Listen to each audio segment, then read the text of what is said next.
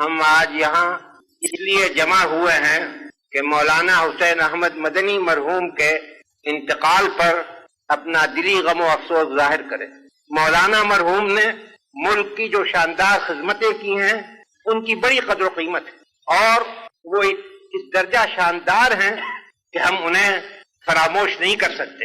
ابھی ان کی عمر بہت چھوٹی تھی کہ ان کے والد اپنے وطن فیض آباد کو چھوڑ کر حجاز چلے گئے، اس خیال سے کہ اپنی زندگی کے آخری دن مدینہ منورہ میں بسر کریں۔ یہ بھی ان کے ساتھ چلے گئے۔ جو لوگ حجاز چلے جاتے ہیں ان میں اکثر ایسے ہوتے ہیں کہ جو اپنے گزارے کے لیے وہاں کے جو کچھ اوقاف ہیں اس پر اعتماد کرتے ہیں، لیکن ان کے خاندان نے ایسا نہیں کیا۔ انہوں نے وہاں مدینے میں بساتی کی ایک دکان کر لی تھی، اور اس سے جو آمدنی ہوتی تھی اس سے اپنے خاندان کا گزارا چلاتے تھے۔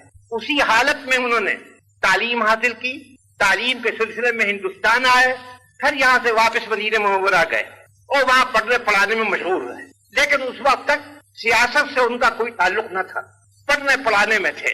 سن 1916 میں جب مولانا محمود الحسن دیوبندی مرحوم حجاز گئے تو یہ وہ زمانہ تھا کہ آپ لوگوں کو یاد ہوگا کہ شریف مکہ برٹش گورنمنٹ سے مل کر بغاوت کا انتظام کر رہا تھا۔ چنانچہ ان کی موجودگی میں شریف نے بغاوت کا جھنڈا بلند کیا۔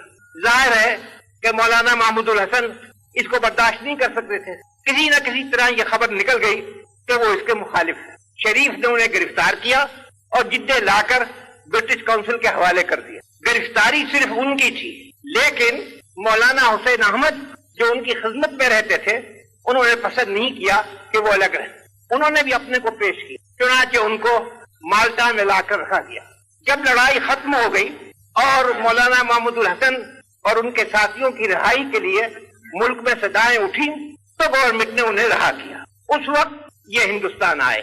کچھ دنوں کے بعد کلکتے کی جامع مسجد میں نے ایک مدرسہ جاری کیا تھا تاکہ نان کوآپریشن کے سلسلے میں جن طالب علموں نے مدرسہ کالج کو چھوڑا تھا ان کی تعلیم کا انتظام ہو۔ وہاں ان کو مدرس اول مقرر کیا گیا، وہاں کام کرتے رہے، لیکن سیاسی جلسوں میں بھی شریک ہوتے تھے، مگر زیادہ انہوں نے ایکٹیو پارٹ اس وقت نہیں لیا۔ لیکن سن 1930 کے بعد انہوں نے اپنے تئیں آزادی کی لڑائی کے لیے وقف کر دی، اور کانگریس کی کوئی تحریک ایسی نہیں ہوئی کہ جس میں انہوں نے مردانہ وار حصہ نہ لیا ہو اور شاندار قدم نہ اٹھایا۔ بار بار وہ جیل میں گئے، بار بار انہوں نے قید و بند کی تکلیفیں جھیلی، مگر ان کی پیشانی کو بل نہ آیا۔ اس سے بھی بڑھ کر جو چیز یاد رکھنے کے قابل ہے وہ مصیبتیں ہیں جو انہوں نے لیگیوں کے ہاتھوں سے اٹھائی۔ سن 45 میں جب الیکشن ہوا تو کانگریس کے امیدوار بھی کھڑے کیے گئے۔ چنانچہ مولانا حسین احمد مرحوم نے ملک کا دورہ کیا اور ہر جگہ لوگوں سے اپیل کی کہ جو کانگریس کے امیدوار ہیں ان کو ووٹ دیں۔ اس پر لوگوں نے جس غیر شریفانہ طریقے سے بعض مقامات پر ان کی مخالفت کی، حتیٰ کہ ضلع ہگلی کے ایک مقام پر تو ان کی جان کے لالے پڑ گئے تھے۔ اگر ریلوے پولیس نے مداخلت نہ کی ہوتی تو ان کے لیے جان کا خطرہ پیدا ہو گیا تھا۔